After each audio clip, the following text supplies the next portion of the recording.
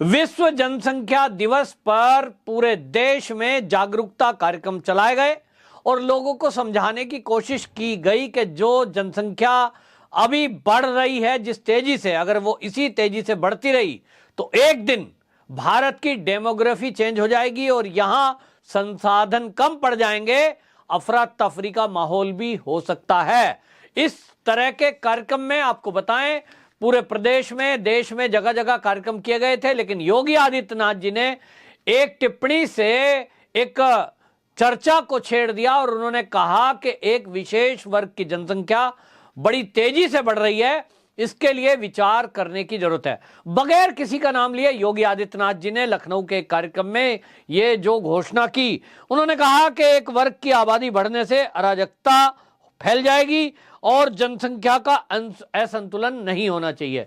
उनका इशारा असल में जिस वर्ग की तरफ था, आप भी उसको समझ रहे होंगे, क्योंकि योगी जी ने नाम नहीं लिया तो मैं भी उसका नाम नहीं लूंगा, लेकिन आप समझिए योगी जी क्या कहना चाहते थे। योगी जी कहना चाहते थे कि यदि इस देश में एक विशेष वर्ग अपने समाज के प्रति जागरूक नहीं है, वहां एक से अधिक शादी करने की छूट है, बच्चे करने के लिए वो विचार नहीं करते हैं, एक ही परिवार में 20-20 बच्चे अगर हैं तो उनका पालन पोषण वो कैसे करेंगे? निश्चित रूप से कुपोषण का शिकार होंगे वो बच्चे।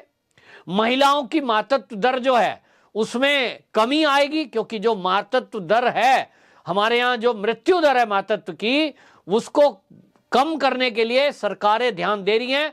उत्तर प्रदेश में भी उसको ध्यान दिया गया कि जो संस्थागत जो होता है प्रसव, संस्थागत प्रसव जो है पिछली सरकार में 70% था, उसको योगी सरकार इस समय 85 तक ले आई। इसका मतलब आप समझते हैं कि घरों में प्रेग्नेंट लेडी का जब प्रसव का समय होता था, वो प्रसव के समय घरों में ही दाई के द्वारा, लोकल डॉक्टर के द्वारा ये प्रसव की प्रक्रिया से गुजरते थे, जिसमें महिलाओं की मृत्यु भी होती थी।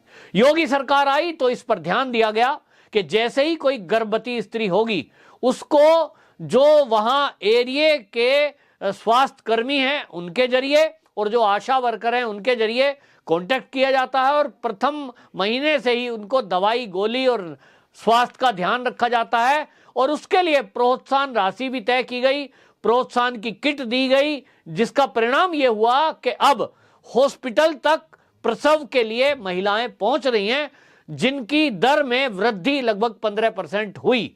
तो योगी जी की पहल से जो प्रसव की मृत्यु दर था मातृ का, वो काफी घट गया है।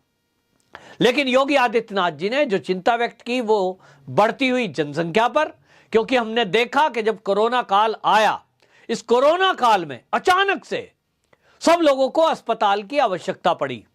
हमारे देश में इतने अस्पताल हैं, उसके अलावा अस्थायी अस्पताल बनाए गए, सेना ने भी अपने अस्पताल बनाए, बहुत सारे एनजीओ इसमें आगे आए और कई स्कूलों को अस्पताल में कन्वर्ट कर दिया गया। लेकिन उसके बावजूद भी अफरा तफरी मची, ऑक्सीजन की कमी हो गई और इस मारामारी में, अफरा तफरी के माहौल में बहुत सारे लोग हमको छोड़कर इस कोरोना काल में चले गए। उस समय ये चर्चा चली थी कि देश की आबादी जिस तेजी से बढ़ी, उस तेजी से देश के संसाधन नहीं बढ़ पाए, हॉस्पिटलों को जिस तेजी से बनना चाहिए था नहीं बन पाए। कैसे होगा? यह असंतुलन हमेशा होगा। आप यदि कभी लोकल ट्रेन की स्थिति देखें या किसी भी मेल एक्सप्रेस ट्रेन में साधारण डब्बे की स्थिति देखें तो आपको अंदाजा होगा कि इस बढ़ती हुई जनसंख्या का आम जनता पर क्या फर्क पड़ता है। खचाखच भरी हुई रेलगाड़ियां, खचाखच भरी हुई बसें और सड़कों पर भीड़, ये बताने को काफी है कि इस जनसंख्या से अगले आने वाले 5 सालों में स्थिति सड़कों की क्या हो जाएगी। वाहन बढ़ रहे हैं, लोग बढ़ेंगे तो वाहन बढ़ेंगे, ट्रैफिक बढ़ता है तो जाम बढ़ता है सड़कों पर और दुर्घटनाएं बढ़ती हैं, क्योंकि लोगों को जल्दबाजी है, अफरा तफरी में रेड लाइट क्रॉस करेंगे, उसमें टकराएंगे और मृत्यु को प्राप्त होंगे।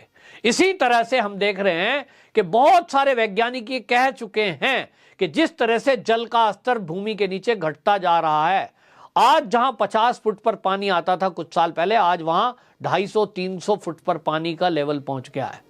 अगले आने वाले दिनों में इसी तरह अगर भूमि का दोहन होता रहा, क्योंकि व्यक्ति पैदा होगा तो पानी पिएगा, प्यास लगेगी तो पानी जमीन से निकालेगा और जमीन का जो लेवल है इससे घटेगा। आज हमारे देश की आबादी लगभग 150 करोड़ हो गई है, जो एक बहुत खतरनाक मोड़ पर पहुंची है।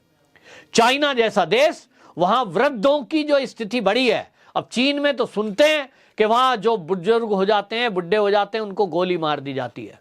भारत ऐसा नहीं कर सकता, ना ऐसा कभी करना चाहिए, ये मानवता के विरुद्ध है। लेकिन फिर करें क्या? जनसंख्या को नियंत्रण किया जाए, लेकिन ये कब होगा? एक वर्ग सोचता है कि मेरे घर में 2 बच्चे वही अच्छे, और बहुत सारे परिवारों में आप देखेंगे एक ही बच्चा है, वो कहते हैं एक ही लड़का हो या लड़की, यही हमारे लिए काफी है, इसी से हमारे कुल की परंपरा जो आगे चलेगी वो चल रही है। लेकिन एक वर्ग ऐसा है जो 1 से अधिक शादी, 4-4 शादियां करता है, और इसकी वजह से डेमोग्राफी चेंज होना दिक्कत का कारण है। क्योंकि राशन से उनको राशन मिल रहा है फ्री में, राशन कार्ड गरीबी की रेखा के नीचे का, लेकिन राशन से जो फ्री गेहूं, दाल, चावल दिया जा रहा है वो कहां से जाता है? वो जाता है मेरे जैसे टैक्स देने वाले के पैसे से। मेरा टैक्स देता हूं कि देश के अंदर विद्यालय अच्छे बने, अच्छे अस्पताल बने जिसमें मेरा इलाज हो सके।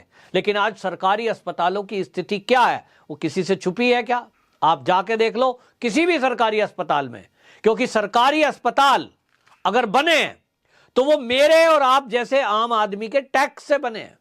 हमने टैक्स दिया तो गवर्नमेंट ने सरकारी अस्पताल बनाया, लेकिन जितने भी इस देश में टैक्स देने वाले लोग हैं, क्या उनको सरकारी अस्पताल में सुविधा मिलती है? निश्चित रूप से आपको बता दूं, अधिकांश लोगों का जवाब होगा नो, क्योंकि जो टैक्स देने वाले हैं उनका वेतन इतना है, वो सरकारी अस्पताल में जब जाते हैं और लंबी लाइन जिन लोगों की है, वहां जो संसाधनों पे कब्जा किए हुए बैठे हैं, यानी फ्री दवाई, फ्री अस्पताल, डॉक्टरों का ऑपरेशन फ्री, वो कौन है? वो लोग हैं जो टैक्स नहीं देते, वो लोग हैं जो जनसंख्या के बारे में विचार नहीं करते। और ज्यादातर सरकारी अस्पतालों का नजारा आप देखेंगे तो यही आपको नजर आएगा कि जो टैक्स नहीं देते वो ही टैक्स देने वालों के संसाधनों पे कब्जा किए हुए बैठे हैं। सरकारी अस्पताल के अलावा सरकारी स्कूल कैसे बनते हैं? मेरे जैसे टैक्स पेयर के पैसे से सरकारी स्कूल बनते हैं। और इस तरह से टैक्स पेयर का मोटा पैसा इस देश में जो सरकार को जा रहा है, उसका अधिकांश हिस्सा ऐसे लोगों पर खर्च हो रहा है जो ना इस देश में टैक्स देते हैं, ना वो जनसंख्या नियंत्रण के बारे में सोचते हैं, ना वो इस बारे में चिंता करते हैं कि भूखा जल का स्तर क्या नीचे जाता जा रहा है, जमीन कम होती जा रही है, जंगल कटते जा रहे हैं, और इस जंगल के कटने के साथ ही व्हीकल बढ़ते जा रहे हैं, जिससे प्रकृति में भी असंतुलन हो रहा है और धरती गर्म होती जा रही है। और जिसके कारण से आप देखिए कि आज गर्मी के दिनों में 50 डिग्री टेम्परेचर हो जाता है। कभी कल्पना नहीं करी थी। क्यों? गाड़ी बढ़ रही है, तो गाड़ी बढ़ने से चाहे वो सीएनजी हो चाहे पेट्रोल या डीजल, उससे जो हीट निकलती है वो उत्सर्जन के कारण गर्मी बढ़ रही है, और उसके कारण से पेड़ भी कट रहे हैं, क्योंकि मेरे को मेरा घर बनाना है तो खिड़की, दरवाजे, चौखट ये चाहिए, वाहन के रूप, ईंधन के रूप में चाहिए। तो असंतुलन बढ़ता जा रहा है। इसकी जिम्मेदारी किसकी? इसकी जिम्मेदारी सबकी है। और यही योगी आदित्यनाथ जी ने याद दिलाया कि ये जो प्रकृति का असंतुलन हो रहा है, ये जो पृथ्वी पे असंतुलन हो रहा है, ये जो डेमोग्राफी में चेंज हो रहा है, ये जो सरकारी संपत्ति पर और सरकारी संसाधनों पर एक विशेष वर्ग उनका अधिकांश लाभ ले रहा है, ये असंतुलन है और ये अराजकता है। क्योंकि कल को दिक्कत होगी, और हुई। हमने कोरोना काल में देखा कि अगर ऑक्सीजन चाहिए तो वो गरीब को भी चाहिए तो अमीर को भी चाहिए, और वो आपको नहीं मिलेगी क्योंकि सरकारी अस्पताल में मिलेगी, वो प्राइवेट में नहीं उपलब्ध हो पाएगी उस तरह से। कभी इस तरह की दिक्कत आई तो क्या होगा? कभी पानी की दिक्कत आई तो इस देश में क्या होगा? कभी अस्पतालों की जरूरत पड़ी तो क्या होगा? अराजकता फैलेगी। और यही योगी आदित्यनाथ जी ने जनसंख्या नियंत्रण दिवस पर ये जनता का ध्यान आकर्षित किया, देश का ध्यान आकर्षित किया कि इसमें सबकी जिम्मेदारी है। धर्मगुरु इस चीज के लिए आगे आए, और लोगों का कहना तो यह है, और मेरा भी मानना यह है कि इसके लिए सरकार तत्काल जनसंख्या नियंत्रण कानून लाए, क्योंकि बिना कानून लाए किसी को भी आप समझा नहीं सकते। इस देश में किसी को समझाइए। एक वर्ग विशेष ऐसा है जिसकी चर्चा योगी जी ने की है बगैर नाम लिए, वो कोई कानून देश का मानते नहीं है, लेकिन फिर भी जनसंख्या नियंत्रण कानून लाकर उनको इस तरह से बंदिश में लाना पड़ेगा कि यदि वो अपनी जनसंख्या का नियंत्रण नहीं करेंगे तो सरकारी संसाधनों का उपयोग उनको नहीं मिलेगा। अगर ऐसा नहीं किया तो मैं मेरे जैसा टैक्स देने वाला भी विचार करूंगा, फिर मैं ही टैक्स क्यों दूं, फिर टैक्स चोरी क्यों ना करूं, क्योंकि बहुत सारे लोग कैश में ट्रांजैक्शन करते हैं जिससे कि उनको टैक्स ना देना पड़े, उसमें भी वो विशेष वर्ग है। फल बेचेंगे, सब्जी बेचेंगे, कारपेंटर का काम करेंगे, लुहार का काम करेंगे, जो भी काम करेंगे वो कैश में करेंगे, क्योंकि उनकी मानसिकता तय है सरकार को टैक्स नहीं देना, और सरकार को जो टैक्स दे रहे हैं उनके संसाधनों पे अधिकांश पे हक हमें जताना, उनका उपभोग करना। यह योजनाबद्ध तरीके से किया जा रहा है। योगी जी की बात को सरकार को ध्यान देना पड़ेगा और केंद्र सरकार को तत्काल इस पे कार्रवाई करते हुए कानून बनाना पड़ेगा। वंदे मातरम।